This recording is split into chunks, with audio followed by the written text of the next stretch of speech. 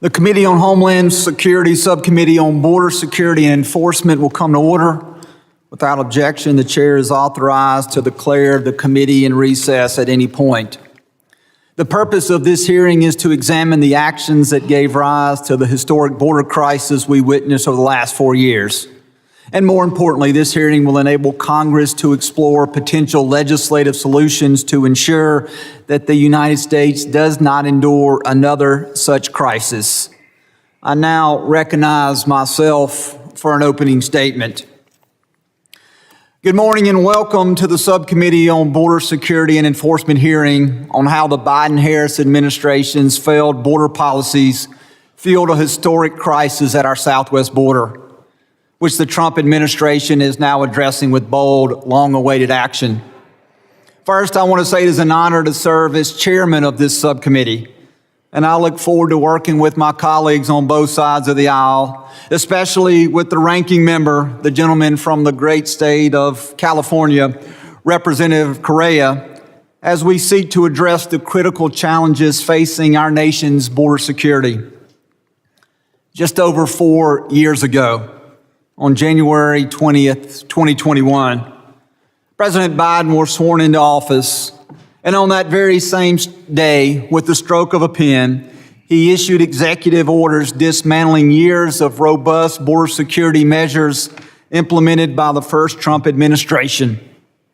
The results can only be described as a colossal failure. We have often heard the phrase, "Those who don't know history are doomed to repeat it."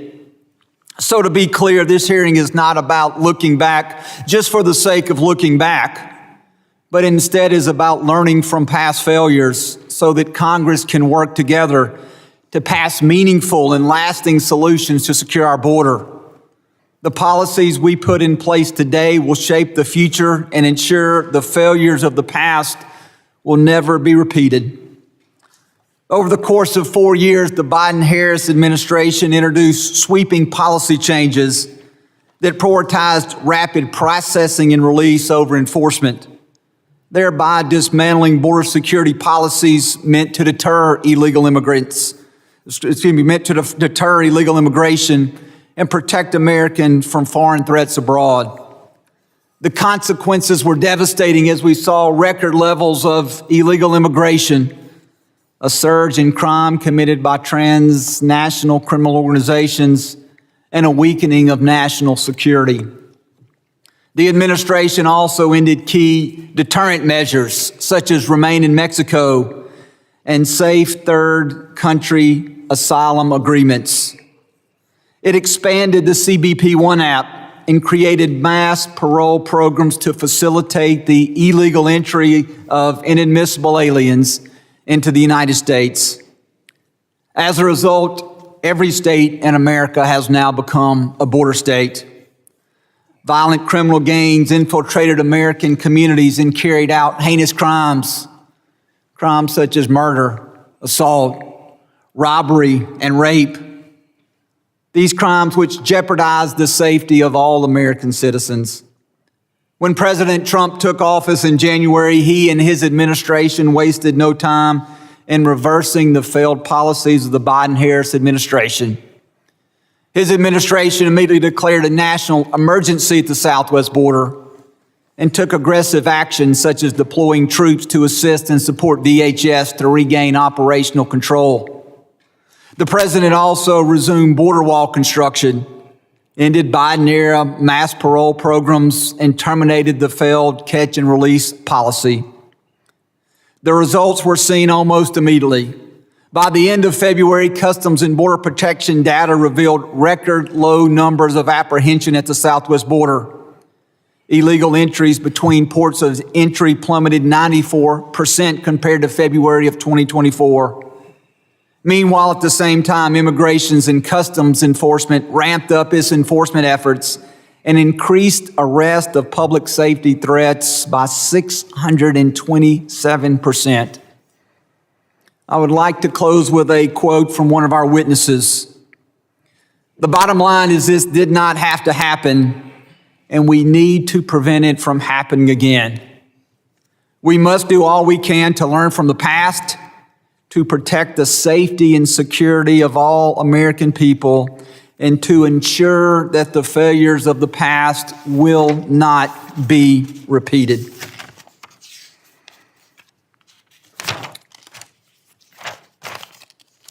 This time I would now recognize the ranking member for the Subcommittee on Border Security and Enforcement, the gentleman from California, Mr. Correa, for his opening statement. Thank you, Chairman Guest, and I concur with you.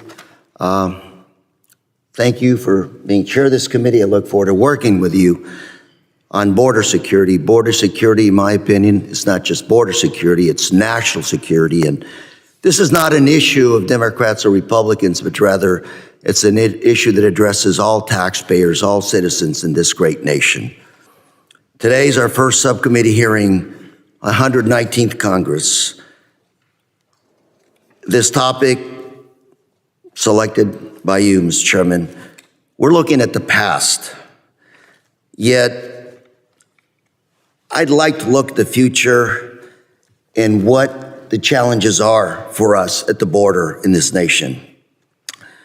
We're not looking at conducting oversight on how the Trump administration is ripping away legal statuses, legal rights, work permits from immigrants lawfully within this country, ending parole for Ukrainian war refugees or Venezuelans or Cubans, in addition to ending status for Afghan refugees who fought alongside American troops in Afghanistan. We have to keep our moral obligation to those that have fought next to our American troops, for those that had the back of our American troops overseas. We don't want to talk about ICE agents questioning and arresting American citizens, U.S. citizens, Mr. Chairman, or efforts to deport U.S. veterans, immigrant veterans that have been essentially fighting for this country, or U.S. citizen children with brain cancer. We need to address these issues, Mr. Chairman. I recently met with frontline CBP officers who expressed frustration with this new administration and how they're addressing efficiency initiatives. Yet today, we won't be discussing those issues. Instead, we're looking at the past. But let's be clear, the Biden administration left President Trump with declining border crossing, record number of fentanyl seizures, despite my colleagues not wanting to admit it, and sadly for me, I hate to admit it, a higher daily rate of deportations than we've seen in a very long time. When President Trump first left office, unauthorized border crossings were at a rise. Gotaways were on a rise, and synthetic opioid deaths were also on the rise. In fact, in those days, they were already calling it a crisis, and that was in the President Trump's first watch. Now that he's back in office, I was hoping, Mr. Chairman, that we focus on oversight of what's happening now at the border. Yet it's hard to fix things when the administration, today's administration, refuses to tell our staff what's happening at the border. And I hope we'll have the administration here to answer some questions as we begin to address and continue to address national security. Mr. Chair, President Biden is gone. And let's focus today on the nuts and bolts of border security. For example, fixing severe staffing shortages at our ports of entry, stopping cartels from getting American-made weapons. Those are the issues we need to focus on. Yet today, the new administration is doubling down on cutting the federal workforce and gutting DHS in the name of efficiency and cost savings. Yet we're completely overlooking the fact that Secretary Noem just spent $200 million on TV ads praising the new president. We're also overlooking the fact that the administration spent $16 million to fly 300 detained immigrants to Guantanamo Bay in Cuba just to send them back to the United States. And it's also my understanding that this new administration also directed our soldiers to construct tents and hold detained immigrants in Guantanamo at a cost of $3 million. New tents in Guantanamo for $3 million. But they weren't even built to DHS standards, so they were not even used. How's that for cost savings, Mr. Chairman? Another example, in one facility in Texas, we're spending thousands of dollars to detain a working family and their 6 and 8-year-old children. And I guess this is what safer America looks like today. Let's not forget, with all the law enforcement agents like DEA, FBI, ATF, they're being forced to become deportation officers, away from their priority investigations of drug cartels, money laundering, child sex trafficking. Sadly, some of these cases may be going unsolved and will become cold cases. This administration's push to inflate ICE arrests and deportations, DHS ended up rounding up Venezuelan American families whose citizen children were recovering from brain cancer. That's right, a 10-year-old American with brain cancer was deported by this administration. Again, an American citizen, 10 years old. And by the way, parents had no criminal record and had been here for quite some time. Again, is this what makes America look safer, or America safe again? Mr. Chairman, I look forward to working with you on future hearings to focus on what makes our border stronger, safer, what keeps our neighborhoods safe, what keeps fentanyl, other narcotics off our streets, as well as bad people from entering this country. And of course, while improving international trade, that is good for America. Mr. Chairman, thank you very much for holding this hearing. And with that, I yield. Thank you, Mr. Cray. At this time, I would now recognize the ranking member for the entire committee, the gentleman from Mississippi, Mr. Thompson, for his opening statement. Thank you very much, Mr. Chairman. And I look forward to working with you as another Mississippian on this committee.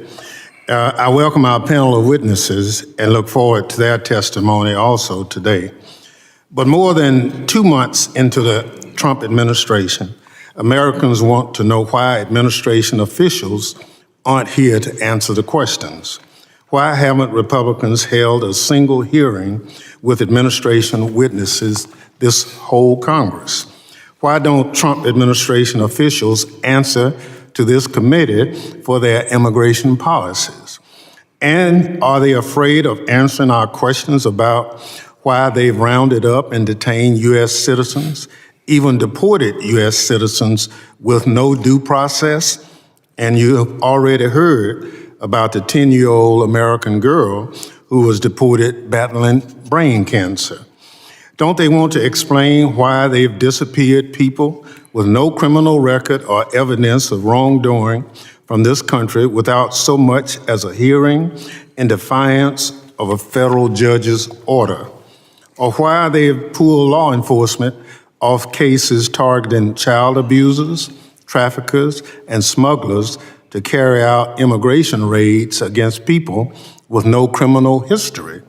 And that's just what we know from the media reports. We've received next to no information from DHS on what's happening despite our inquiries. Administration officials want to go on Fox News and pose for photo ops, but they don't want to be held accountable by Congress. And congressional Republicans are complicit in helping them evade oversight.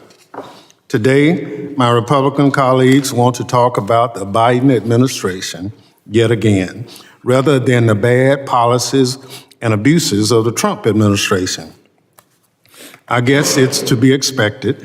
I understand many of my Republican colleagues are hiding from their own constituents, having been directed by their leadership not to hold town halls or to hear from constituents who are upset at Trump's policies.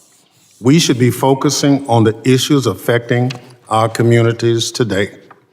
This administration, with the help of unelected billionaire Elon Musk, is ignoring laws passed by Congress.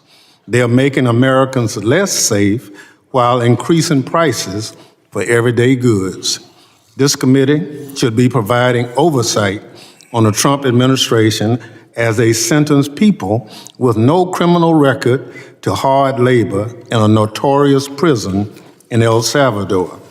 This committee should be examining how ordering thousands of special agents to assist ICE with immigration enforcement hurts the government's ability to conduct criminal investigation into child exploitation, human trafficking, drug smuggling, arms smuggling, and tax fraud. Or worse yet, to assign FBI agents to investigate Tesla damage as an act of domestic terrorism. President Trump has even suggested convicted criminals of these crimes, including U.S. citizens, should be sent to the notorious mega prison in El Salvador, the very same place he is disappearing migrants under the Alien Enemies Act. It doesn't make us safer when the administration pauses serious criminal investigation so that special agents can help ICE arrest people in communities who pose no harm. This committee should be conducting oversight of the Trump administration squandering millions in taxpayers' money to house migrants in inhumane conditions in Guantanamo. Trump said that the worst of the worst would be held there, but many of the detainees had no criminal records at all. One migrant sent there was riding his bike on the wrong side of the road. That certainly doesn't sound like the worst of the worst. We've also heard of U.S. citizens being detained and questioned by ICE. CBP has detained and effectively deported U.S. citizens. That's not who we are as people. There are real threats to this country that we need to focus on. While the Trump administration is fixated on creating sound bites and photo ops, Democrats will remain focused on doing what's best for the American people. The Trump administration should be here to answer our questions. I thank the witnesses for being here today, and I yield back. Thank you, Chairman Thompson, or Ranking Member Thompson, for that opening statement. Other members of the committee are reminded that opening statements may be submitted for the record. I'm pleased to welcome our distinguished panel of witnesses, and I ask that our witnesses please raise their right hand and please rise. Do you solemnly swear that the testimony you give before the Committee on Homeland Security of the United States House of Representatives will be the truth, the whole truth, and nothing but the truth, so help you God? I'll let the record reflect that the witnesses have answered in the affirmative. Thank you, and you may be seated. I would now like to formally introduce our witnesses. First, I would like to start with Ms. Laura Reese. She is the director of the Border Security and Immigration Center at the Heritage Foundation. She has nearly 30 years' experience in the immigration and homeland security arena. She twice worked at the Department of Homeland Security on management and immigration policy and operations issues, most recently as the acting deputy chief of staff. Previously, she worked in the legislative branch as counsel for the United States House of Representatives Judiciary Committee Subcommittee on Immigration and Claims. Our second witness is Mr. Amon Blair. He is a senior fellow at the Texas Public Policy Foundation Secure and Sovereign Texas Initiative. Blair has over 10 years of experience as a U.S. Border Patrol agent serving in the Rio Grande Valley sector. He is also a 20-plus year U.S. Army veteran, serving both as an enlisted soldier and commissioned officer in various leadership and staff roles. including as an infantry platoon leader on Operation Lone Star. Our third witness is Mr. John Anfison. He serves as the Executive Vice President of the National Border Patrol Council, the labor union representing over 16,000 Border Patrol agents and support staff. In addition to his national role, he is the president of the local chapter, which covers the Del Rio, Texas area. He has been assigned as a Border Patrol agent for over 18 years. Throughout his career, he has been assigned to the Del Rio sector in Texas, where he has served in various capacities, including several years in the prosecution unit and 2 years as a liaison to the U.S. Attorney's Office in Del Rio. Our fourth witness is Mr. Aaron Reichlin-Mellick. He is currently a senior fellow at the American Immigration Council. He previously served as policy director and senior policy counsel for the organization. Prior to the American Immigration Council, he was a staff attorney in the Immigration Law Unit for the Legal Aid Society of New York City. I would like to personally thank all of our witnesses for being here today. The witnesses' full statements will appear for the record. I now recognize Ms. Reese for 5 minutes to summarize her opening statement. Good morning, Chairman Guest, Ranking Members Thompson and Correa, and members of the subcommittee. Thank you for the opportunity to testify today. The views I express in this testimony are my own and do not represent any official position of the Heritage Foundation. When trying to solve the mass illegal immigration that this country experienced the past 4 years, it is important to ask, how did we get here, to avoid repeating it in the future? The last administration used a number of policy tools that fueled the border crisis and facilitated mass illegal immigration to the U.S. In so doing, the Biden administration gave aliens coming illegally here the 5 things that they want. When coming to the U.S., illegal aliens generally want to enter our country, remain here, work here, send money home, and bring or have family here. Policies that permit those 5 things generate and facilitate more illegal immigration, whereas policies that prevent those 5 things prevent illegal immigration. Here are some examples from the last administration. For entry, the Biden administration encouraged millions to come and apply for asylum, going back to a 2020 presidential primary debate when Joe Biden encouraged aliens to, quote, immediately surge the border, unquote, and claim asylum. During the past 4 years, the left and media referred to all coming here illegally as, quote, asylum seekers, unquote, to both encourage people to apply for the benefit and to generate American empathy for the masses who were coming here. The reality was, before the Biden administration, the vast majority of asylum applicants were denied asylum because they were not eligible. Knowing many were coming here for economic reasons, not because they were fleeing persecution, meant the administration was encouraging asylum fraud. Then Homeland Security Secretary Alejandro Mayorkas also encouraged unaccompanied alien children border crossings by saying publicly multiple times, if you come as an unaccompanied child, you will not be turned back. The result, U.S. Customs and Border Protection encountered a historic 550,000 unaccompanied children during the last 4 years. Biden's Department of Health and Human Services, which is responsible for providing shelter for unaccompanied children, turned them over to unvetted sponsors. Unsurprisingly, children ended up in sex trafficking, child labor, and HHS lost track of at least 300,000 of them.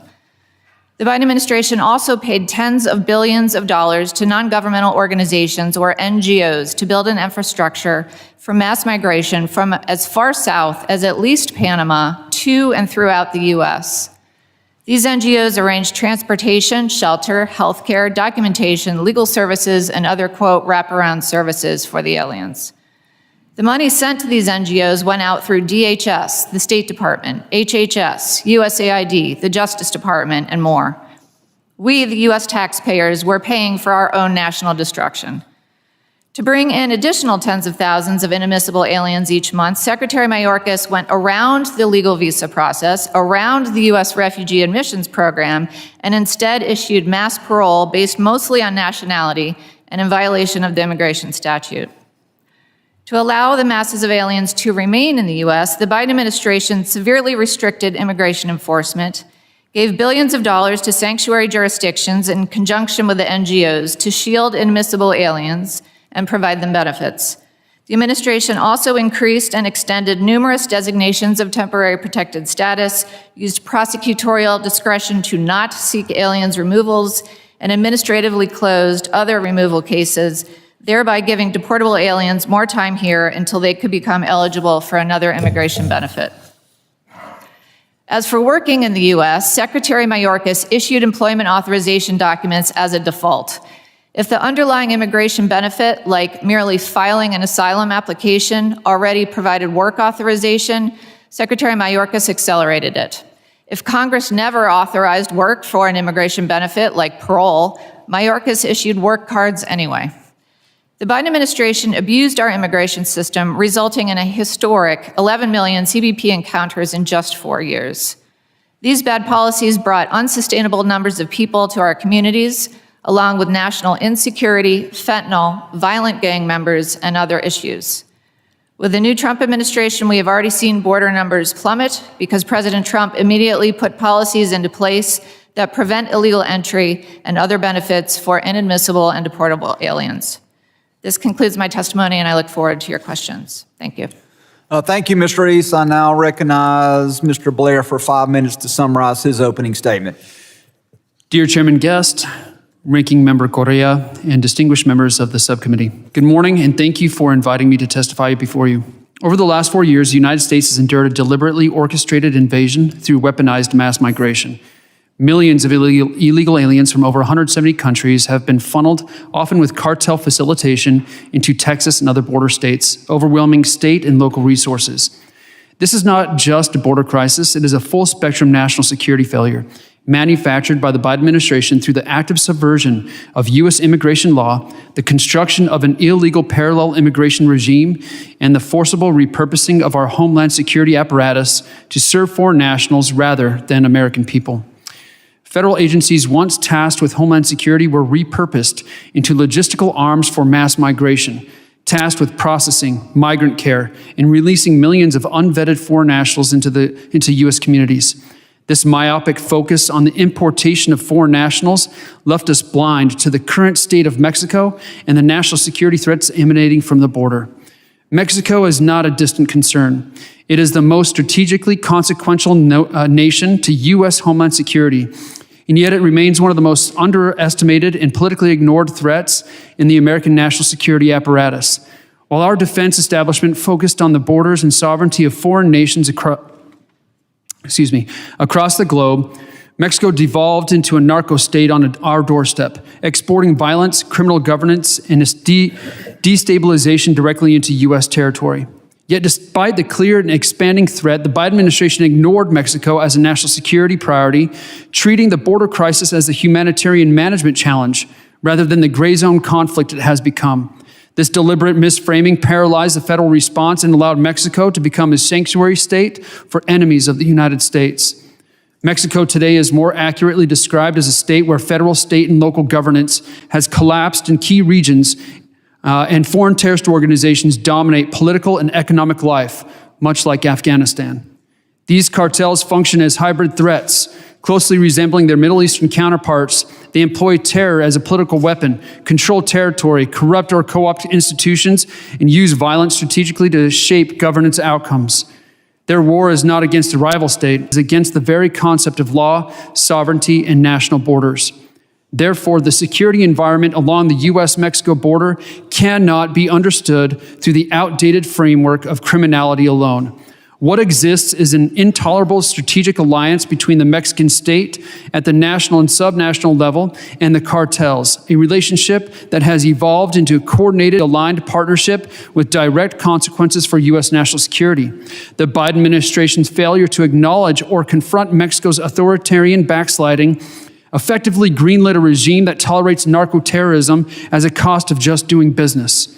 By continuing to treat Mexico as a diplomatic peer rather than a strategic liability, the Biden administration insulated a failing state from accountability while exposing American communities to escalating violence. Now, while Mexico is engaged in a non-international armed conflict where cartels openly battle for the state, for control of territory and population to spill over into the United States has taken a far more insidious form. Cartels do not seek to provoke a direct armed response from the U.S. military or federal government, nor does the Mexican state want to risk exposure as a complicit or tacitly cooperative actor. Instead, Mexican cartels have adopted their methods to achieve the same objective: territorial control through covert gray zone tactics that replicate their domination of Mexican society within U.S. border communities. In this model, operational control does not require military confrontation. It is secured through the systematic erosion of institutional integrity and the strategic compromise of U.S. governance at every level. Cartels act as de facto foreign intelligence services targeting federal, state, and local law enforcement, National Guard elements, and the legal system itself. Corruption, bribery, coercion, and espionage are tools of influence, not just within enforcement ranks, but among prosecutors, judges, and elected officials. A recent study found that the Mexican cartels are now the 5th largest employer in Mexico. That same model of parallel governance and economic capture is being exported across the border.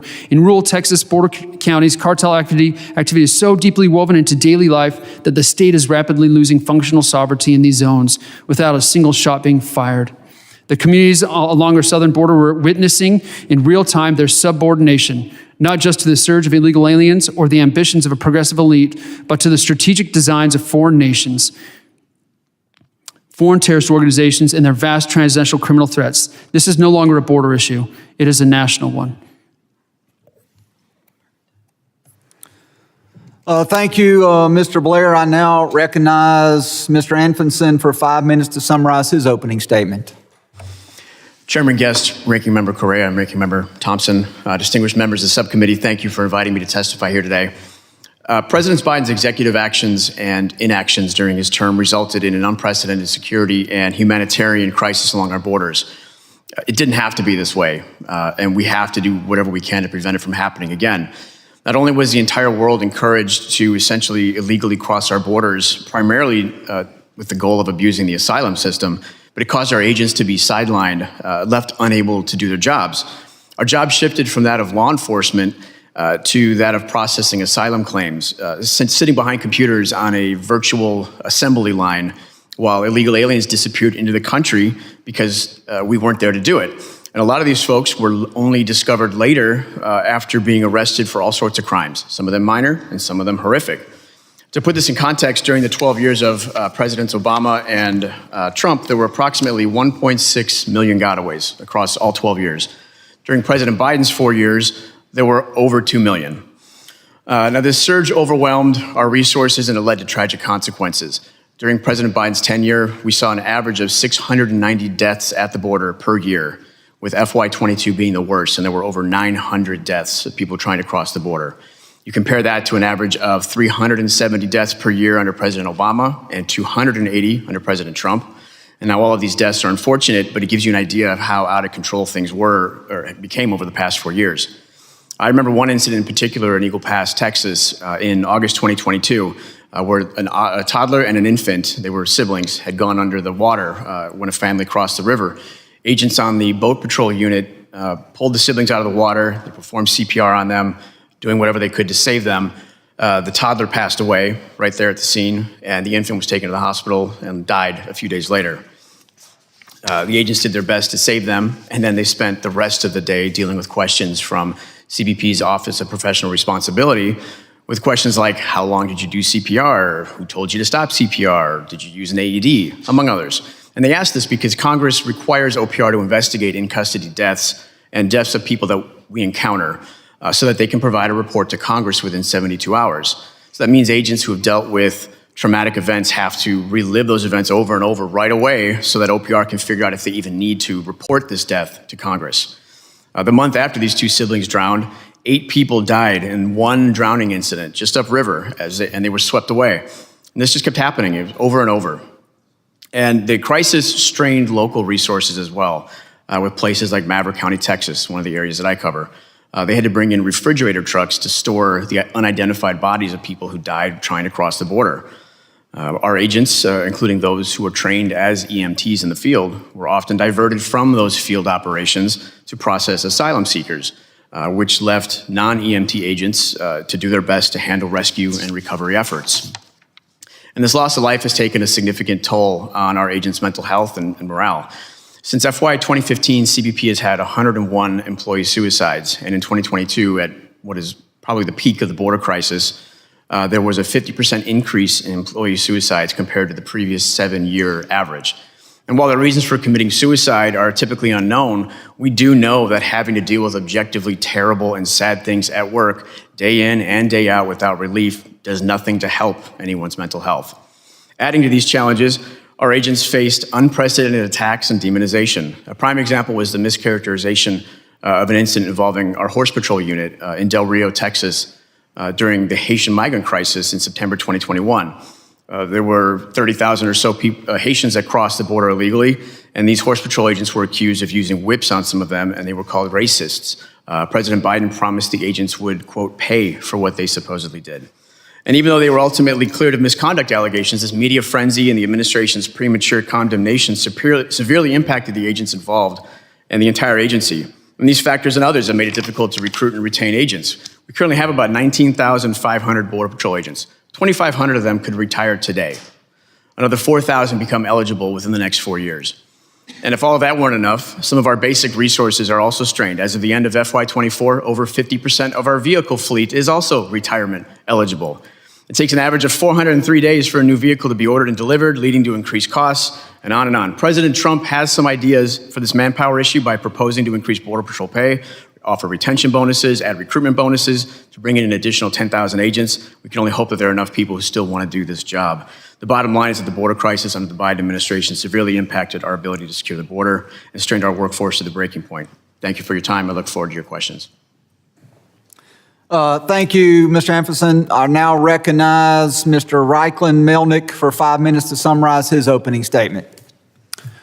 Chairman Guest, Ranking Member Correa, and distinguished members of the subcommittee. My name is Aaron Reichlin Melnick, and I'm Senior Fellow at the American Immigration Council, a nonpartisan nonprofit organization which envisions a nation where immigrants are embraced, American communities are enriched, and justice prevails for all.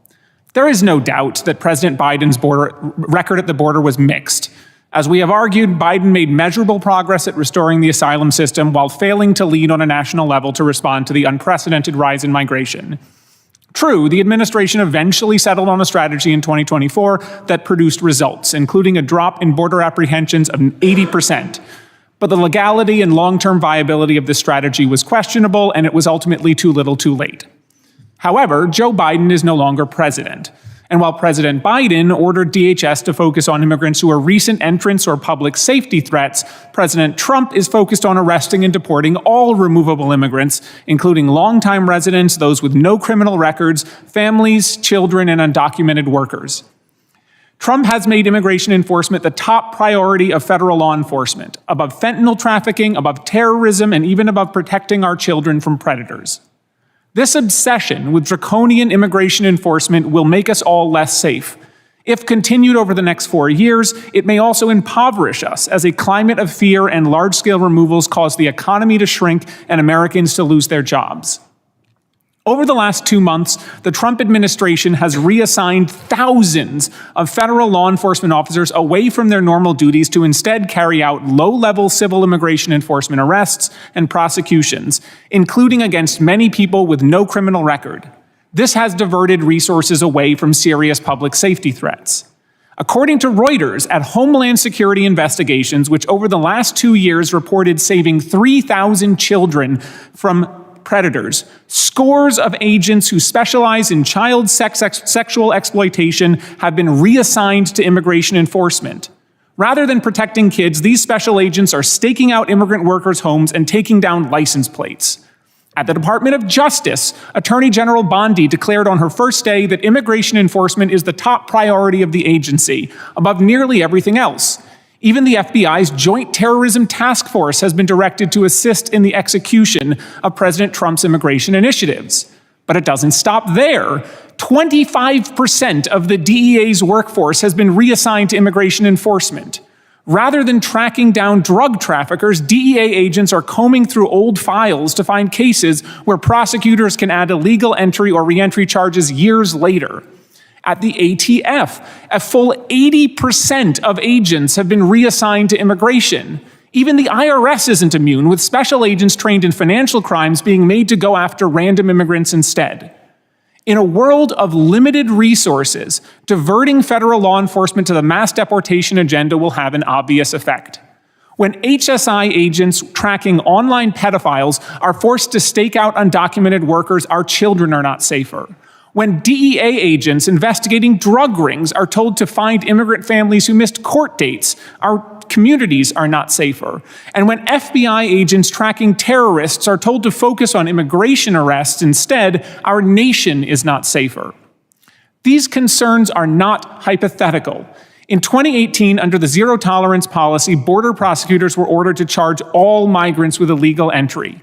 The result was clear. There was a large drop in drug trafficking cases brought by federal prosecutors because prosecutors were spending night and day focused on migrant parents instead of going after the drug traffickers. This administration's priorities are backwards. While Trump is spending billions of dollars on detaining ever greater numbers of immigrants, his administration is slashing services for Americans. Money is pouring into the pockets of private prison companies at the same time as USDA is ending contracts, giving children access to fresh local food, and Social Security is closing offices nationwide. Rather than a single-minded focus on mass deportation, this administration and Congress should pursue common sense policies that help American communities. We need a system that can resolve cases quickly while also maintaining fairness, due process, and meaningful accountability for all actors. That includes a path to permanent legal status for undocumented immigrants who have resided in this country for decades without breaking other laws. This would build American prosperity, encourage the rule of law, and break the power of unscrupulous employers who exploit workers. In an option between self-defeating mass deportations and a prosperity-building path to legal status, the choice is clear. Thank you, and I look forward to your questions. To all of our witnesses, thank you for summarizing your opening statements. Members will be recognized by order of seniority for their 5 minutes of questioning. An additional round of questioning may be called after all members have been recognized. I now recognize myself for 5 minutes of questioning. Ms. Reese, when I grew up, history was one of my favorite subjects in school. I had a teacher in high school who would often use these words. He would say, "Those who don't know history are doomed to repeat it." And I feel that as we, as a Congress, move forward as a body to try to encapsulate what the Trump administration is doing, that it's important that we also look back. I think you did a great job in your opening statement, kind of talking about many of the actions that you described of the prior administration that you said unleashed an open border agenda. You mentioned the stopping of the construction of the border wall, the ending Remain in Mexico, the mass parole by the use of the CBP-1 app. You talked about NGOs and how the prior administration built an infrastructure that facilitated illegal immigration.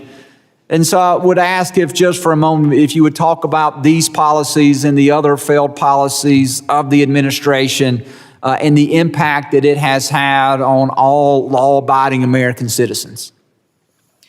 Yes, thank you. I'd say the Biden administration used a few particular tools to carry this out. I talked a little bit about asylum fraud, encouraging people to come here and apply for asylum, even though we knew that so many people aren't ultimately eligible for it, as well as parole. Parole is something that is in the immigration statute, but pre the Biden administration, it was very rarely used. And the point of it is if someone doesn't have time to go through the visa process or the refugee program, but need to come here temporarily on a case-by-case basis for urgent humanitarian need or in the significant public interest. The classic example is someone coming from surgery who doesn't have time to get a visa. And for that reason, I believe that is why Congress did not authorize work authorization for parole, and yet Secretary Mayorkas granted work authorization for the parolees. We talked about the use of the NGOs, truly an arm of the government to carry this out. And DOJ has revealed the billions of dollars that have gone out through various departments to execute this. Ms. Reeves, let me ask you, did the combination of the policies of the Biden administration, did it make America more safe or less safe? Less safe. Mr. Anfinson, I want to ask you a couple questions. First, thank you for your service. I had a chance to visit with you a few minutes before the hearing. You actually shared with me a story that in the sector that you are assigned to, Del Rio, that back in September of 2021, that there will actually, on one given day in a single sector, there were 15,000 encounters that day. More than the entire month of February along the entire southwest border. We've seen with the policies implemented by the Trump administration, just over 11,000 total encounters on the southwest border. You were telling me that you had 15,000 encounters on a given day just in a single sector along the southwest border. Is that correct?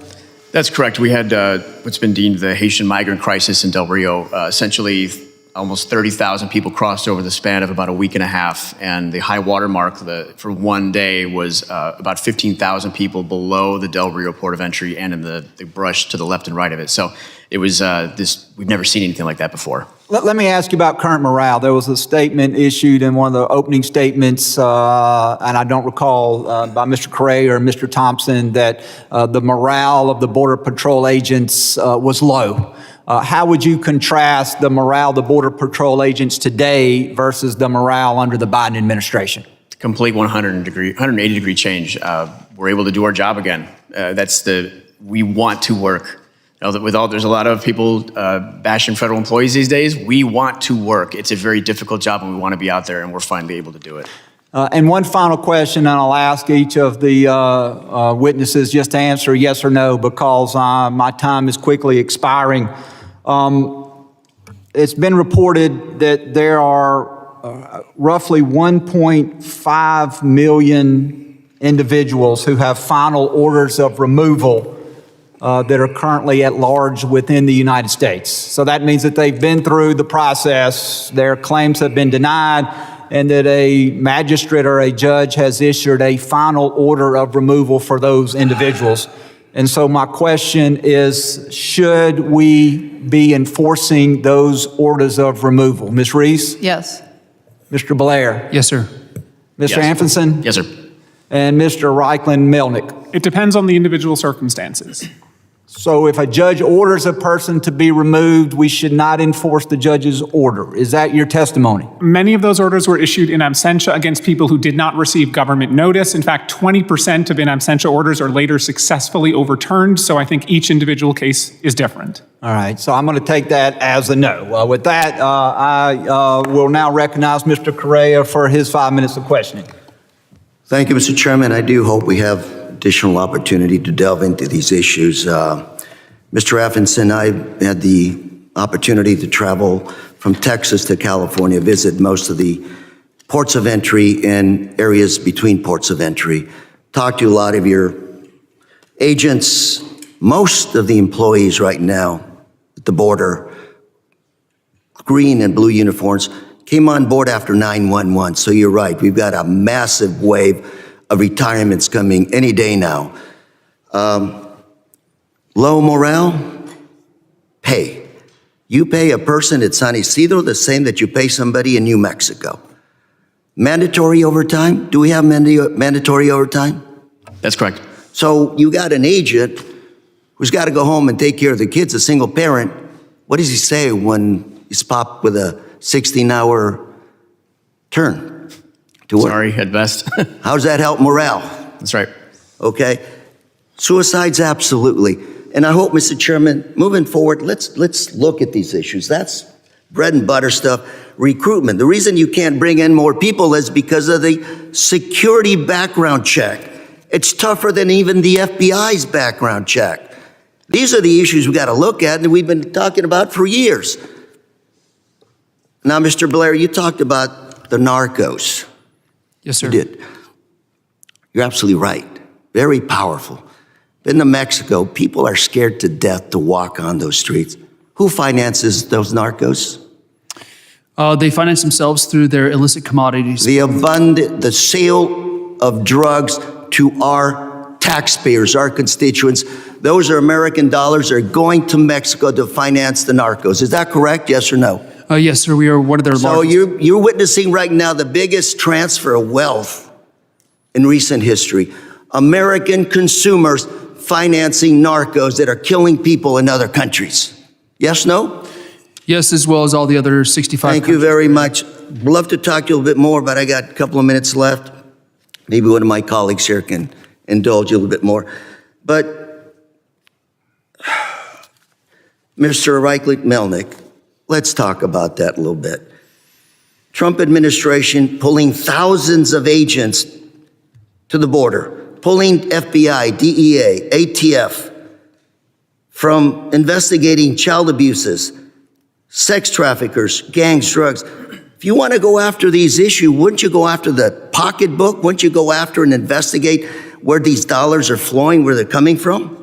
I think so, yes. So how does this shift in personnel help the situation or not?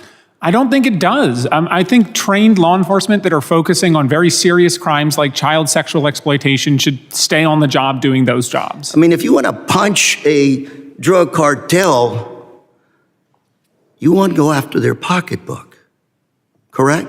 So when you pull somebody from ATF, DEA, FBI from that investigation, what are we doing? I don't see how that helps. Let me come back to the issue of deporting individuals that don't have a criminal record.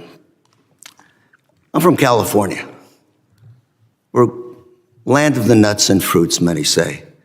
We're also the 5th largest economy in the world. We're also the biggest ag state in the United States, account for 60% of the nation's venture capital. We have more inventions, Silicon Valley.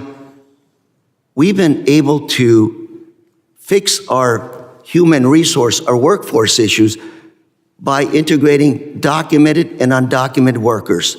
Most of our workers in the fields are probably undocumented. Is that a good bad for our economy, for lowering the prices of food? Yeah, certainly undocumented workers contribute significantly to the United States. Many of them are taxpayers. About half of undocumented immigrants pay taxes as well, putting billions of dollars into A lot of them pay into the Social Security system. We'll never see a dime off that system. And Mr. Chairman, I've got half a minute left here, but I'd love to delve with you into these issues. Nobody wants a murder or rapists in our neighborhoods, because by the time they're actually reported to the police, they ravage through our ethnic communities first, and we don't want that to happen. At the same time, we recognize the fact that we have a workforce shortage in this country and that we need legal pathways to work in this country. Look forward, Mr. Chairman, to addressing the real issues. And by the way, we didn't even talk about the fact that a lot of these crossings, illegal crossings, undocumented crossings at the border, are also a result of COVID. That's another issue. Mr. Chairman, thank you for indulging me. And if I can, before I give you the mic, I'd like to submit for the record, I'd like to ask for unanimous consent to submit an article from Reuters dated March 22nd of this year, entitled Thousands of Agents Diverted to Trump Immigration Crackdown, that describes how special agents from HSI, FBI, ATF have been forced to put their investigations on hold in order to do immigration enforcement. Mr. Chairman. Without objection, it'll be admitted you, into sir. the record. The chair now recognizes the gentleman from the great state of Texas, Mr. Gonzalez, for 5 minutes. Thank you, Chairman Guest. Appreciate your leadership on this. Thank you, everybody, for testifying before us. It's good to see you, John. I didn't even know you owned a suit. It's great to see you up here and not in the field. I represent 2/3 of the Texas-Mexico border. A lot of the places that people talk about, we live it. Del Rio with the Haitians under the bridge, we lived that. Eagle Pass, thousands of people, we lived that. When these IAs rushed the bridge in El Paso, also in the district. But I want to start with one thing in particular that I don't think gets enough coverage. And I want to start with Ms. Reese. And this is a very simple question. Where are the children There are reports of hundreds of thousands of children that are missing. Regardless of their legal status, where are the children? Well, that's a valid question because 550,000 came in unaccompanied during the last administration. And HHS was so overwhelmed, treated them basically like widgets on an assembly line and turned them over to unvetted sponsors. And so then HHS lost track of so many of them. And unfortunately, some were subjected to sex trafficking, child labor, and God knows what else, but they need to be found. I agree with you, and I think this is an area that the president, working with Congress, we're going to have to work really hard to find these children. No one else is going to advocate for them. I saw during the last administration, as their policies were eroded, where they would at one time would vet everyone in the household before they would turn a child over, to now they were just turning children over as quickly as they possibly could, just because of the sheer numbers. I think that is an area that we absolutely need to focus on. I'm sure you're going to gain, you're going to have that level of support from this committee. My next question is to Mr. Blair. How can President Trump and Congress best tackle rounding up and deporting the hundreds of thousands of convicted criminal illegal aliens loose in our country? Thank you, sir. That's a great question. The best way to do so is working as a multi-jurisdictional, multi-agency plan through your local, state, and county law enforcement. It's those law enforcement agents or officers that are in the communities. They know the communities. They know the criminality or the criminal elements within their communities.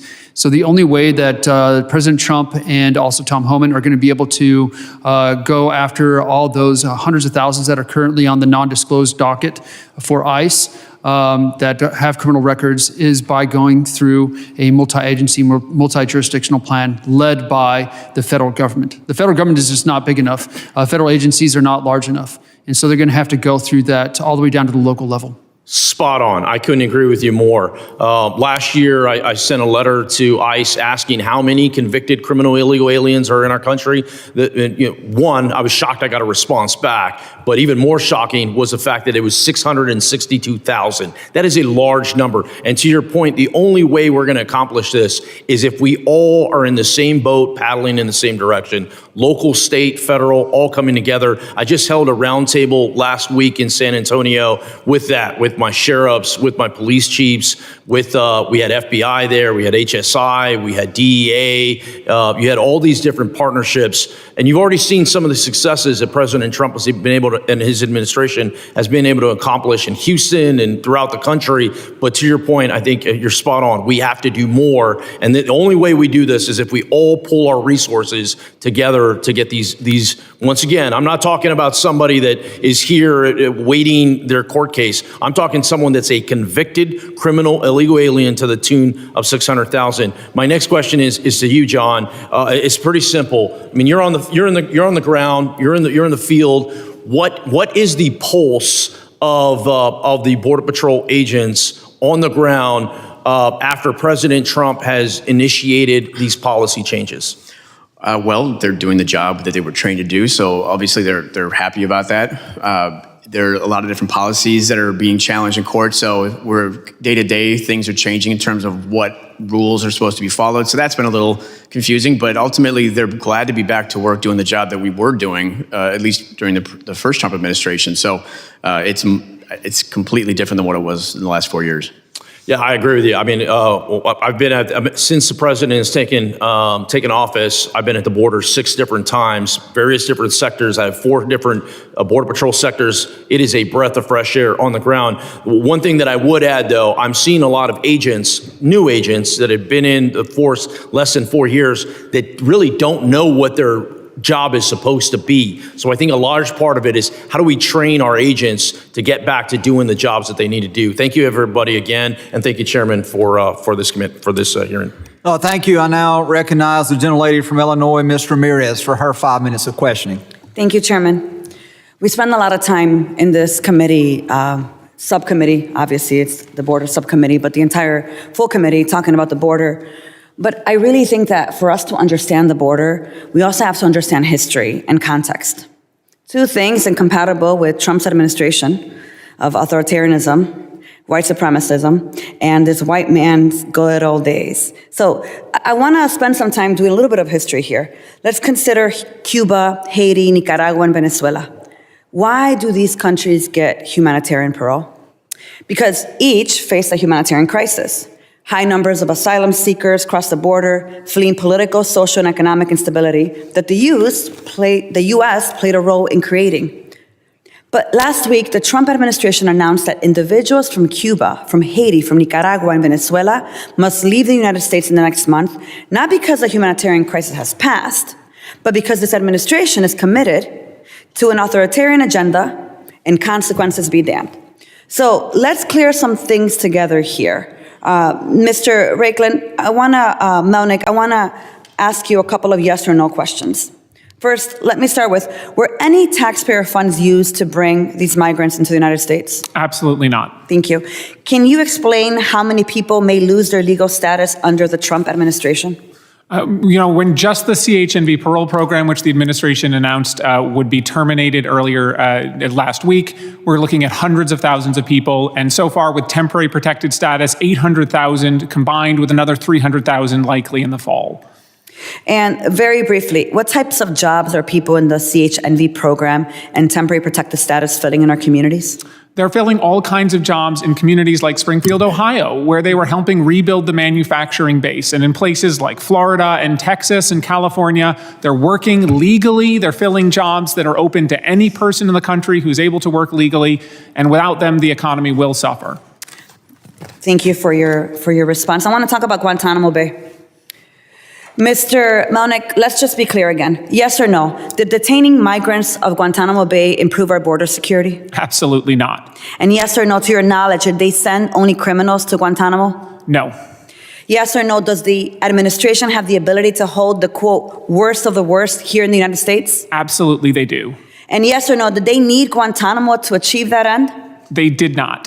And quickly, what other problems did you see with this administration's use of Guantanamo Bay? There was the treatment of people at those facilities, in facilities that were clearly did not meet ICE standards, where people were held in solitary confinement, even people, again, with no criminal record. It was also extraordinarily expensive. So I want to talk now about Salvador. President Trump recently invoked the Alien Enemies Act. The last time this law was used was during a dark period in American history. Some of us just talked about if we don't know history, we're damned to repeat it again. And it was used to detain more than 100,000 Japanese Americans being in interment camps following the attack on Pearl Harbor. Trump has invoked it to target the Tren de Aragua gang, he says, and recently deported more than 100 individuals they allege are connected to this gang. These individuals were disappeared to a mega prison in El Salvador. Mr. Melnick, can you explain some of the problems with President Trump's use of the Alien Enemies Act? The number one problem is the lack of due process. The administration is asserting an unprecedented authority to point at any person and say, you're a member of Tren de Aragua, you don't get any right to say that you're not, we're going to stick you on a plane, we don't even have to tell you first. At a court hearing yesterday, the Department of Justice said people do not even have a right to be told they're going to be subject to this law before they're put on a plane. That's right. And do we know who some of the individuals sent to El Salvador are? We do, and we know that many of them allege that they are not members of the gang, including Andre, a Venezuelan gay barber who is seeking asylum, a makeup artist who has said repeatedly he has been sent there by mistake. And has the Trump administration provided any evidence of gang ties? None whatsoever. So let me ask you this last question. Why should American citizens, permanent residents, law-abiding legal immigrants fear President Trump's invocation of the Alien Enemies Act? This country was founded on the rule of law, on the idea that no person could be held to account by the government without an opportunity to understand the charges brought against them and an opportunity to respond. That is not happening here. That's right. And I will say history does, in fact, repeat itself. And some of the worst parts of our past started with eroding people's right and making them the enemy. We can't let this administration continue to criminalize immigrants in order to be able to criminalize any dissent, which is exactly why I think Secretary Noem needs to come before this body and answer questions. I demand that, and with that, I yield back. Thank you. I now recognize the gentleman from Arizona, Mr. Crane, for 5 minutes. Thank you, Mr. Chairman, for holding this hearing today. I want to thank you all for joining us on this important subcommittee hearing. I only have 5 minutes, so I ask you to please keep your answers brief. I also have a service of unanimous consent request that I'll be entering into the record after my questioning. Mr. Antifson, on January 27, 2024, President Biden said a new, broader bill would grant him new emergency authority to shut down the border when it becomes overwhelmed.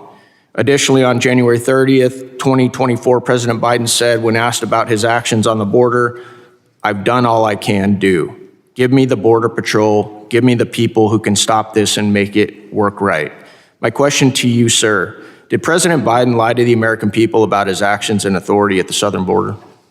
He claimed there was nothing else he could do, and then he did more that summer with the executive orders. So clearly he wasn't telling the truth.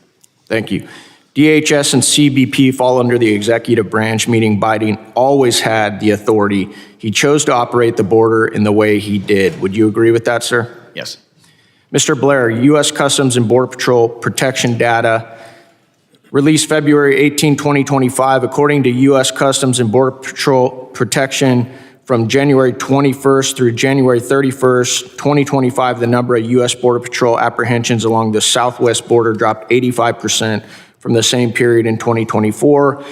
The number of inadmissible aliens encountered by CBP's Office of Field Operation at ports of entry along the southwest border dropped 93% in the 11 days after January 20th compared with the 11 days prior, and the list goes on and on. My question is, and please answer yes or no, sir, would you agree CBP data suggests that President Trump's first 30 days in office was more effective at stopping illegal immigration than 4 years of Joe Biden? Yes, sir. Thank you. Ms. Rise, my question is, briefly explain what liberal states stand to gain from mass illegal immigration and unchecked parole. Part of it's head count. They're counted in the census, even though non-citizens can't vote and are not supposed to vote. And then those numbers are used for districting in Congress. And then in turn, those same numbers are also used for the presidential electoral college votes. Would you agree, ma'am, that redistricting is a major political outcome for Democrats welcoming migrant caravans into their local communities? Yes, it gives them more head count and therefore more districts. Would you agree illegal immigration for redistricting is not what the founders intended under Article 1, Section 2, Clause 1 of the Constitution regarding congressional districting? I agree. I'd like to play a 20-second recording of a former Homeland Security Committee member. Can we go ahead and play that?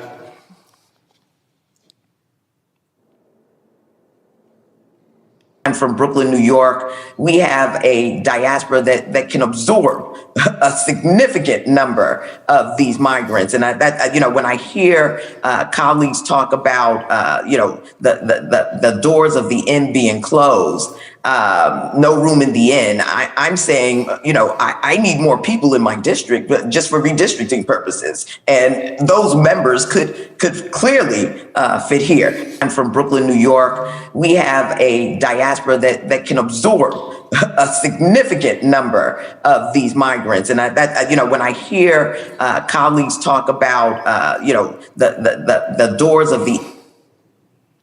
Thank you. That was Rep. Yvette Clarke, a Democrat from New York, from January 8, 2024. Her words outlined Biden's failed plans for illegal immigration to gain political influence. Ms. Rice, you wrote on this issue for Heritage Foundation in February of 2024. The article was titled, "Stop Allowing Non-Citizens to Determine Congressional and Presidential Representation." It was a great piece, and I plan to introduce the article into congressional record at the conclusion of my 5 minutes. The last thing I want to say to Mr. Reichlin Melnick is I find it interesting as I sit here and listen to you blame President Trump and attack President Trump, for saying to the American people that he was going to protect the American people, he was going to put them first, and he was going to implement policies to fix the mess created by the Biden administration. And I just find it rich that you're attacking President Trump for doing exactly what the American people wanted, not the individual who caused this problem. And sadly, if you guys don't figure this issue out, you're going to lose the next election as well. Thank you. I yield back, Mr. Chairman. Are you intending to enter something in the record? Yep, I've got several. If you'll just give us some brief descriptions so that we can do that at this point. Yep. So this is an article, Biden promises to shut down the border if given the authority in a partisan bill. Without objection, be entered into the record. Number 2, Biden has the power to end the border crisis. He doesn't want to. Without objection, be entered into the record. Number 3, CBP releases January 2025 monthly update. Without objection, be entered into the record.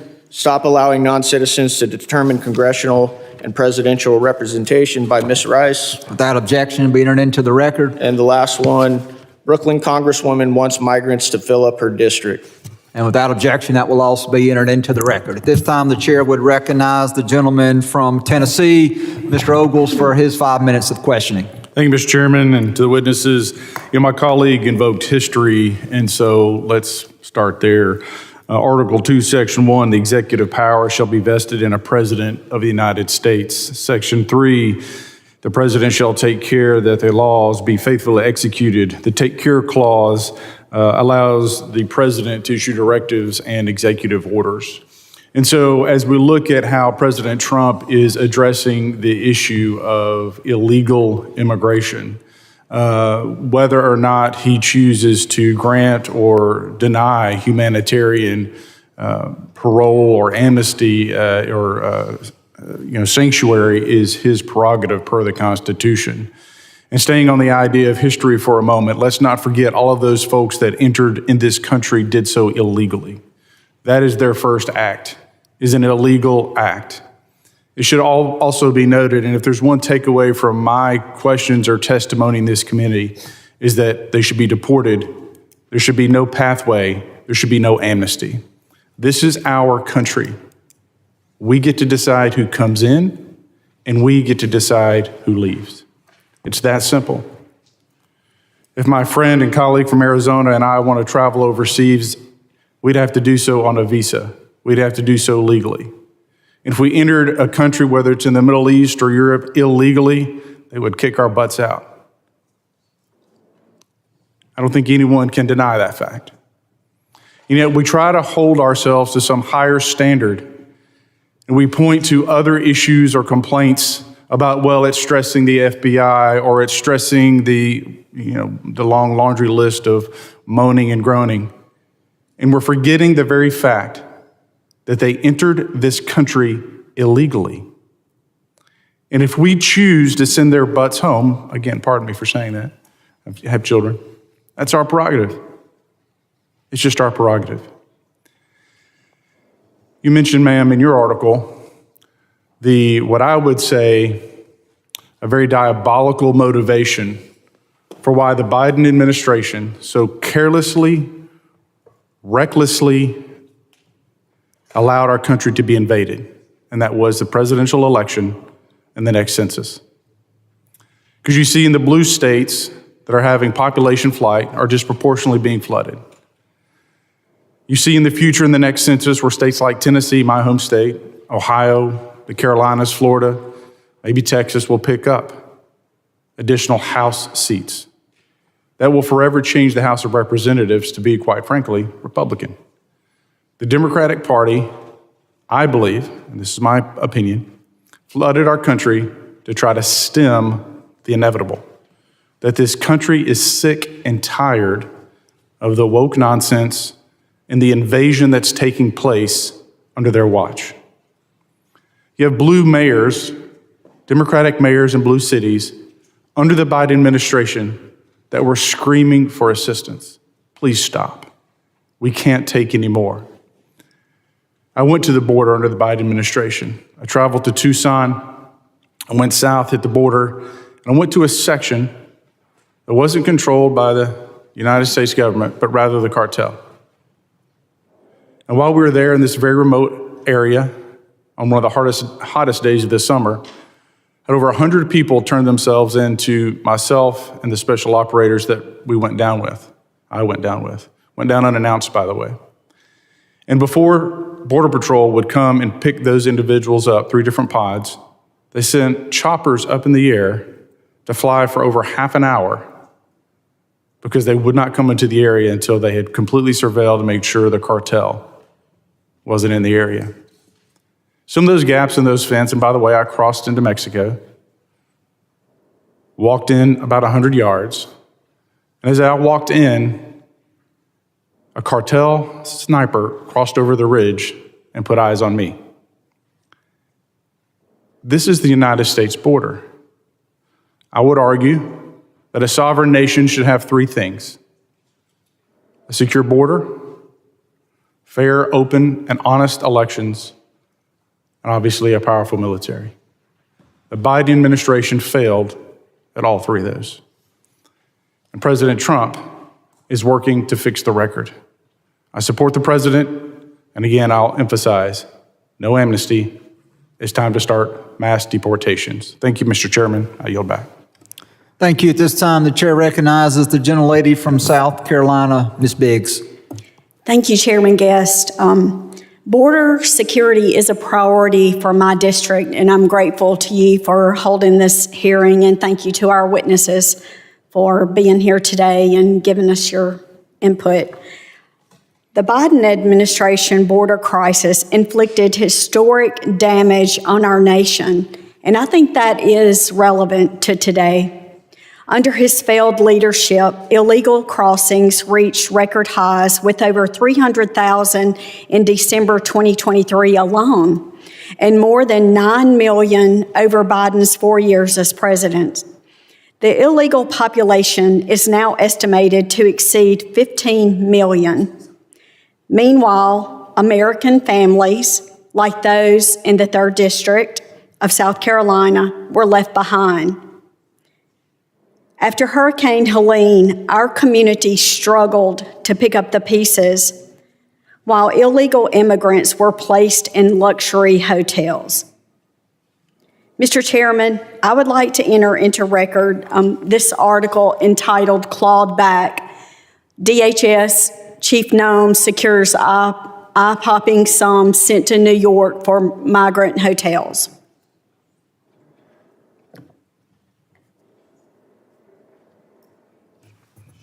Your statement will be entered into the record without objection. Thank you.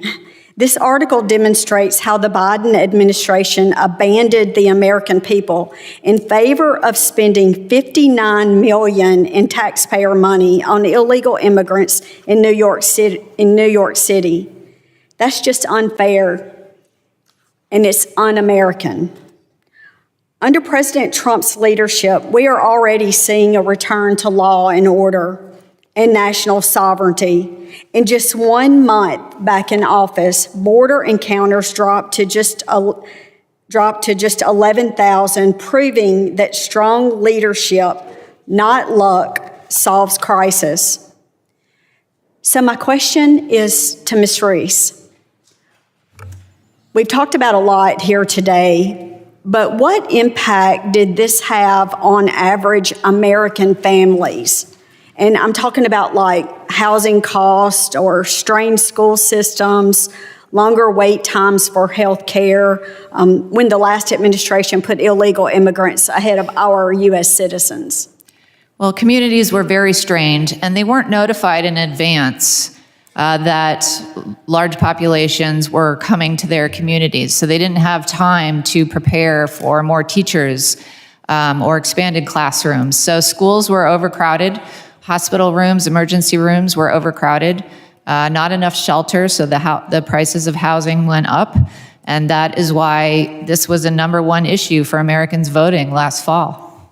Okay, and the second part of that question, now that we're back under strong leadership, how do we ensure that future administrations never repeat the failures of the Biden era and always put America first? Well, this is where Congress needs to step in and codify many of the changes that are necessary. We shouldn't be going back and forth, president to president, via executive order. We need to shut down the benefit fraud, particularly asylum fraud, make sure there's enough resources, not just for CBP, but also for ICE and the Interior, which is so important right now in the reconciliation bill. Thank you, and with that, I yield back. Gentlelady yields back. At this time, I recognize the gentleman from North Carolina, Mr. Knott, for his 5 minutes of questioning.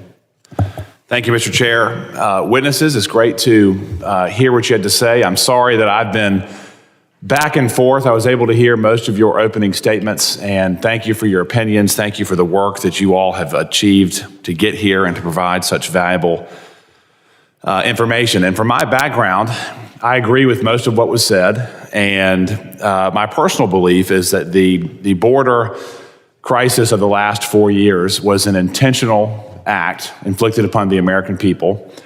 There were mechanisms that were used and procedures that were implemented that had never been used before. And as a prosecutor in the Department of Justice, I saw internally how they made it more difficult than it had ever been in my career to prosecute illegal immigrant criminals. And whether it was the temporary protective status, whether it was the refusal for permission, whether it was change of policy, whatever it was, the nerve center of Washington, D.C., again, made it more difficult for people in the United States to protect themselves against illegal immigrant crime or just the overflow of people who came into our communities. And Mr. Melnick, I do want to talk to you. I heard your opening statement. And again, from my perspective, labeling the Biden-Harris record on immigration as mixed, I think is sort of a gross misstatement. And just on a basic level, would you be willing to admit that the Biden-Harris administration was willing to incentivize illegal immigration? No, I don't think that's accurate, and I'm happy to explain more if you'd like. Well, would you admit that there were obviously motivations beyond just asylum seekers that propelled people into the United States? Yeah, there was a mixed flow. There were a genuine, legitimate asylum seekers, tens of thousands of which who have won their cases every year, and there were economic migrants, absolutely. And in the United States, taxpayers foot the bill for health care for illegal immigrants, isn't that correct? It really depends on the circumstance. We know undocumented. All right, I'll play favorable. In some instances, taxpayers foot the bill for health care for illegal immigrants, correct? EMTALA requires emergency rooms to treat every person regardless of status, yes. Well, in some states, there are programs where you don't have to be here legally and you can get access to Medicaid, correct? I believe some states have emergency Medicaid for pregnant women, yes. And in some instances, taxpayers foot the bill for housing for illegal immigrants, is that correct? Again, in some circumstances, some communities have opened up status programs to people regardless of immigration. So taxpayers foot the bill for health care, housing. There's also transportation costs that are inflicted on the taxpayers, correct? I'm unaware of what you're referring to there. Well, people were flown into the country illegally. Once they were here illegally, they were bussed all over the country. They arrived in New York City, California, North Carolina, Texas, Illinois, at the taxpayers' expense, correct? Yes, Governor Abbott chose to run that program. And, well, he's not the only person that ran that program, correct? There are dollars far beyond Texas that put illegal immigrants all over this country.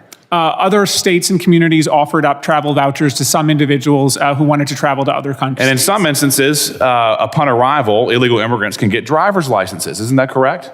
In some states, driver's licenses are available to any resident regardless of immigration status. And even in some municipalities, people who are here outside the permission of the law can even vote. Isn't that correct? I am unfamiliar with any who allow that. There are some states that allow non-citizens to vote. I'm unsure whether that applies to people who are here in violation of immigration law. So just so we're clear, there was the program that allows healthcare, housing, transportation, food, driver's licenses, and even the right to vote. And the advocates for the Biden-Harris administration say there were not incentives for illegal immigrants to come here. Hypothetically, let me ask you this. Illegal immigrants are counted in the census, correct? That's correct. So if California loses 1 million American citizens, 1 million taxpayers because of the overregulation, the high cost of living, whatever it may be, and 1 million illegal immigrants are sent to California, they don't lose one electoral vote. Isn't that correct?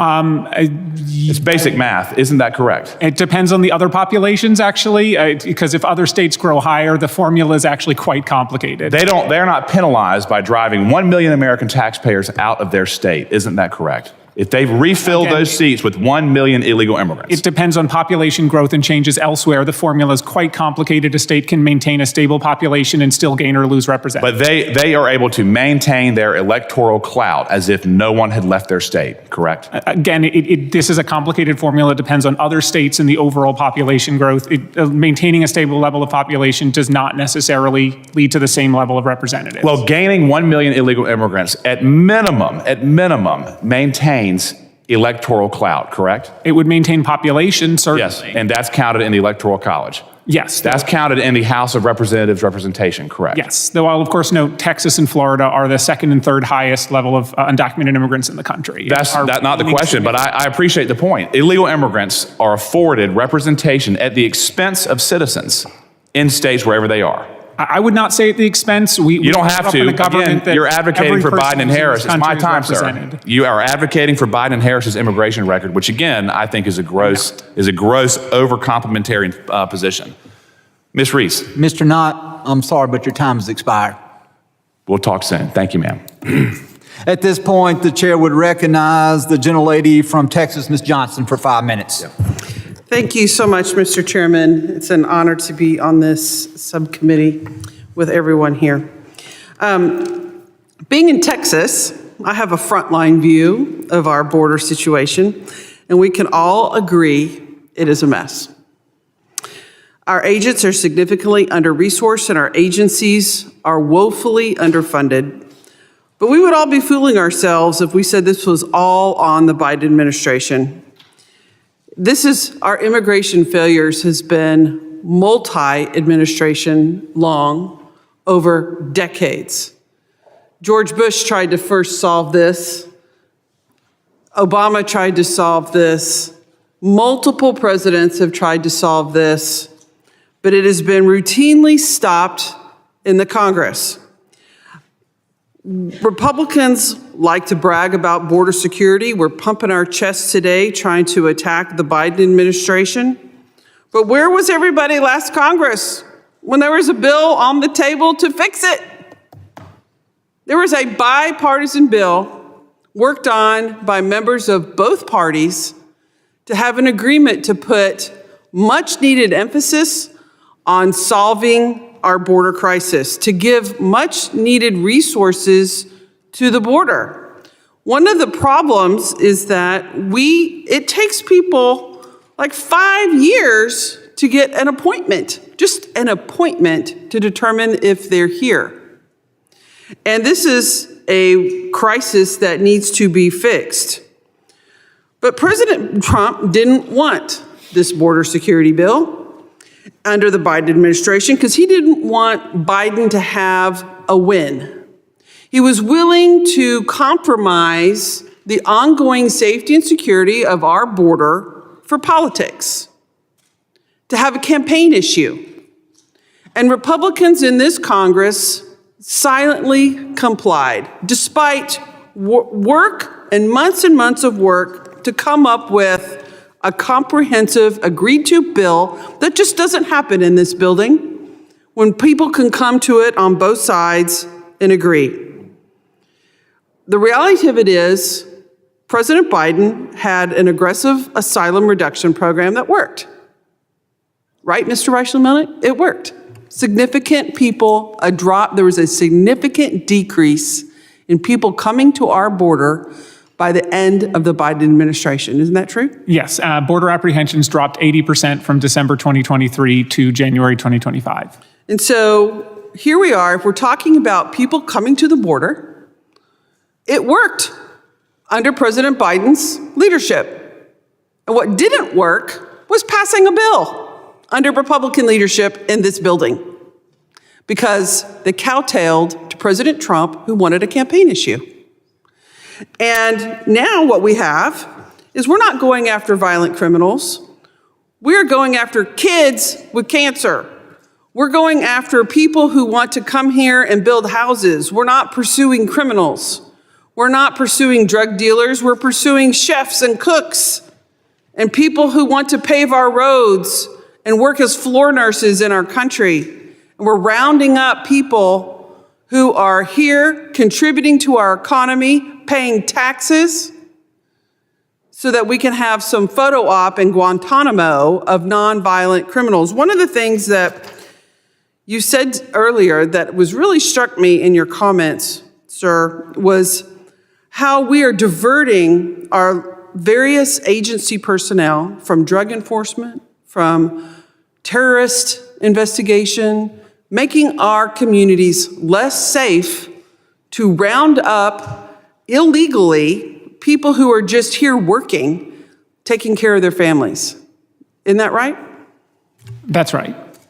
I'm very worried about that. I mean, if this commit, and then also, where are the outcries, if we're talking about security of this country, where are the outcries of the outrageous, irresponsible recklessness of the Secretary of Defense of putting national security secrets on a damn signal chat?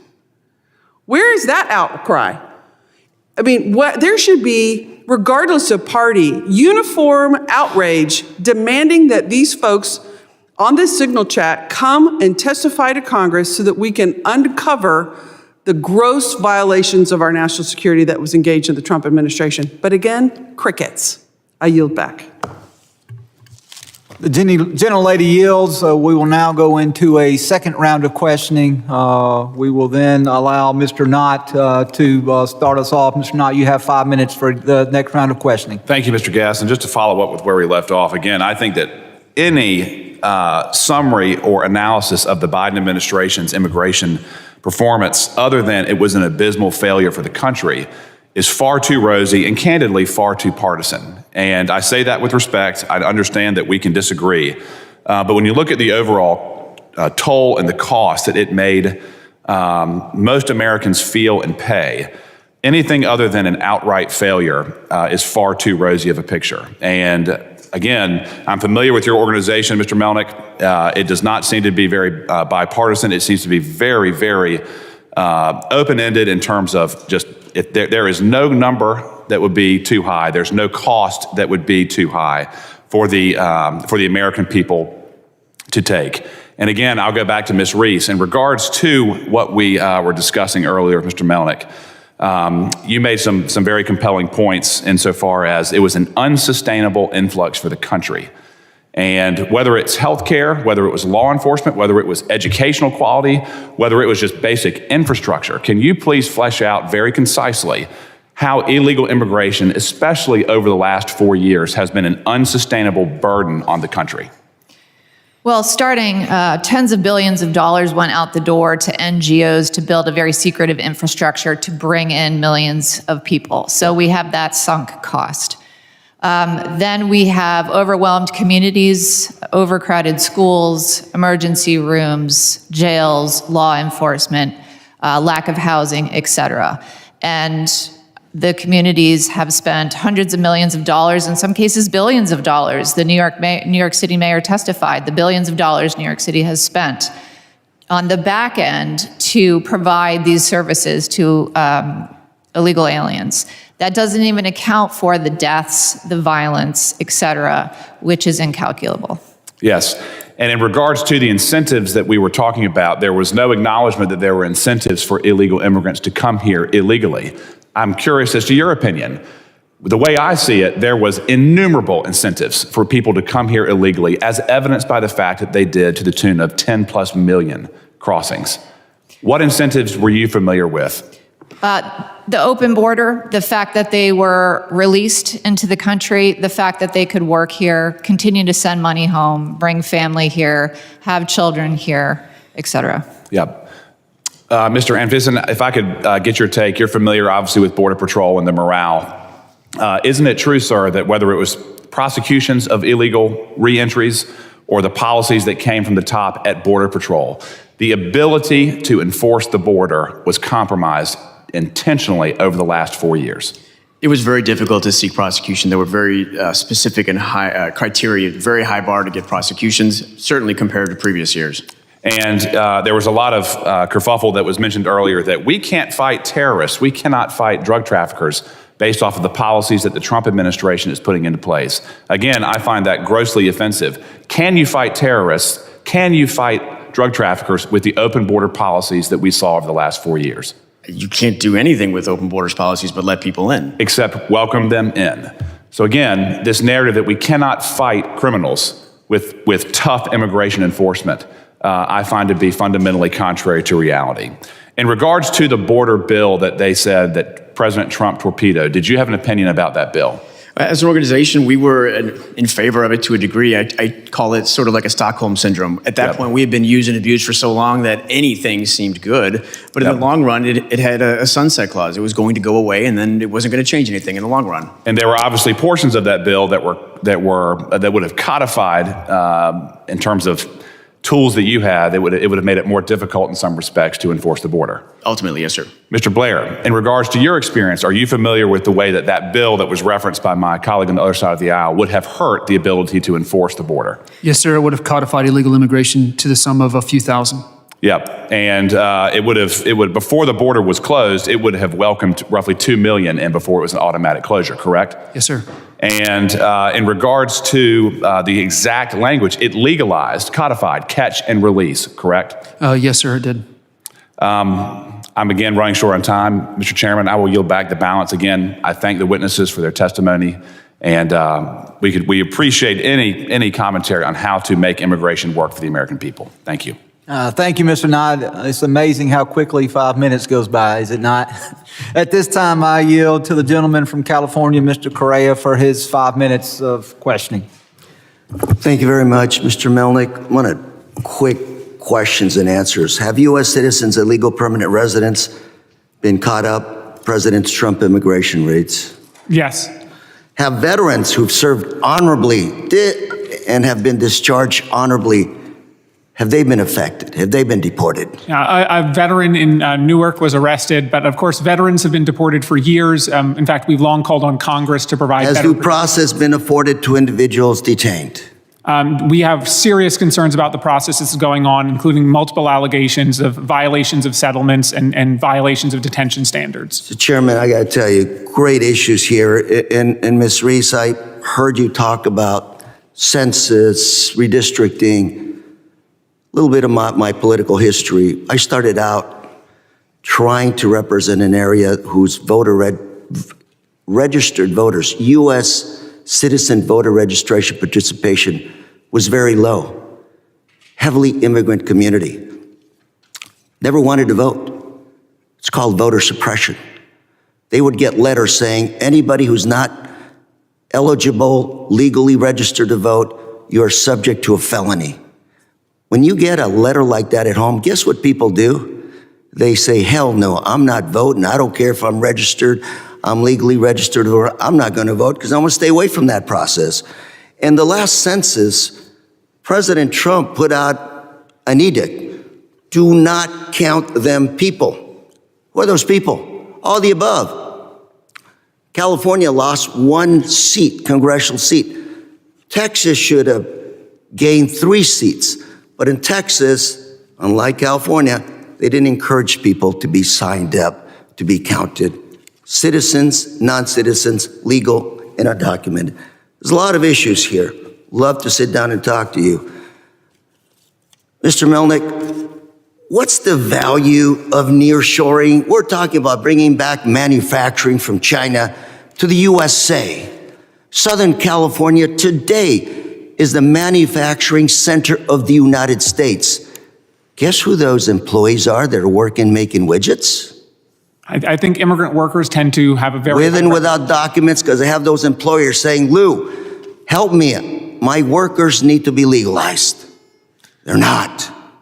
So what's the value of nearshoring? We talk about the costs, but not the benefits. And national defense. What's the value of national defense?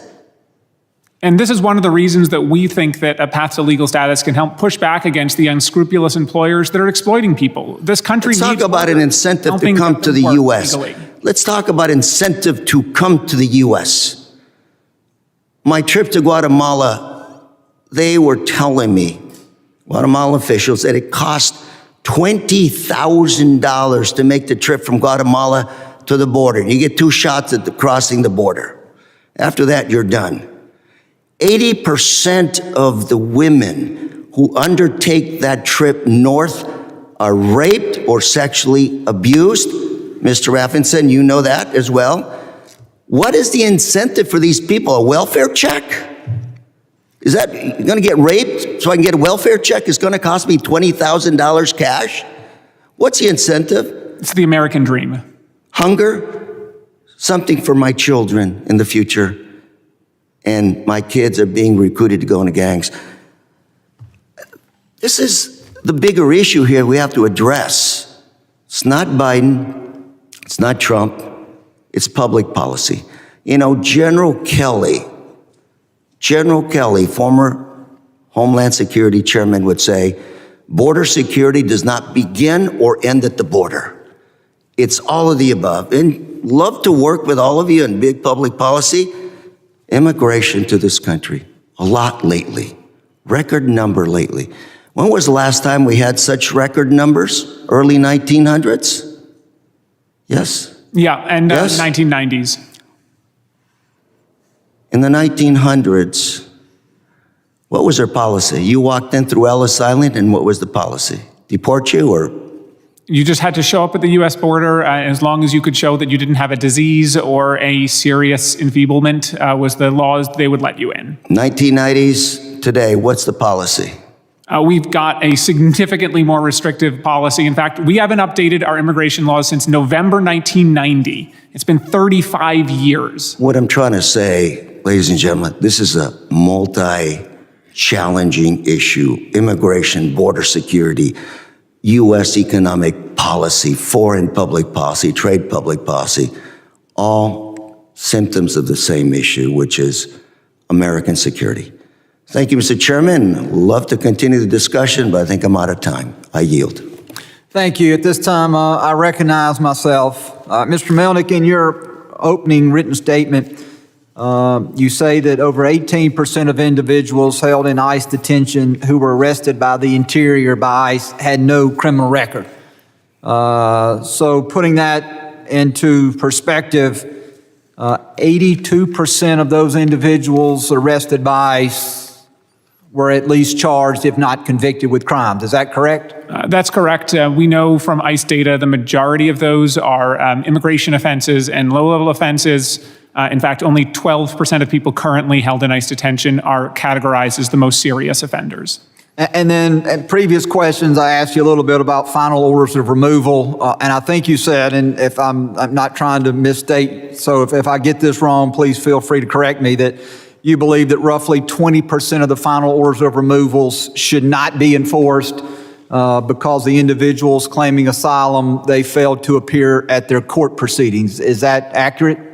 No, I didn't say they should not be enforced. I wanted to emphasize each individual case has to be assessed individually. Some people have a final order due to no fault of their own. The government didn't send the notice to appear to the right address, for example. So that's why each case has to be looked at individually. I don't want to do a categorical statement. Every person with a final order should be removed because some of them were removed in error, were ordered removed in error, and they have a right to go back to the court and say, I'd like you to fix this. There was a mistake done.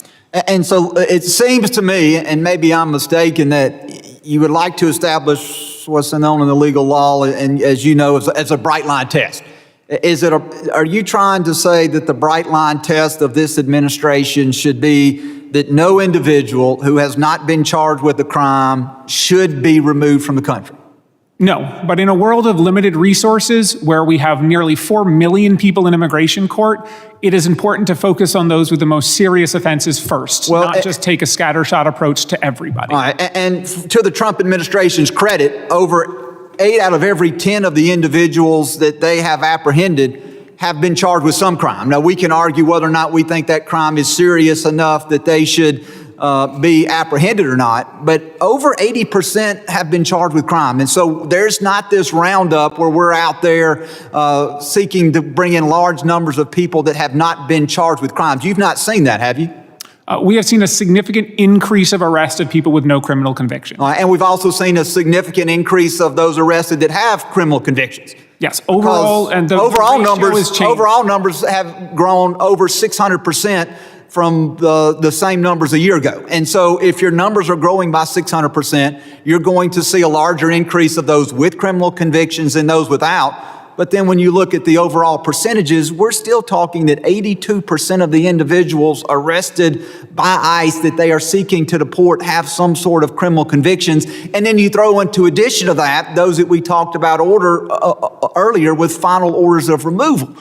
And so I think it is unfair for you to characterize the fact that this administration is out going seeking to just round up anyone that they can find on the street, because that is not supported by the documents, is not supported by the numerical information that you've provided.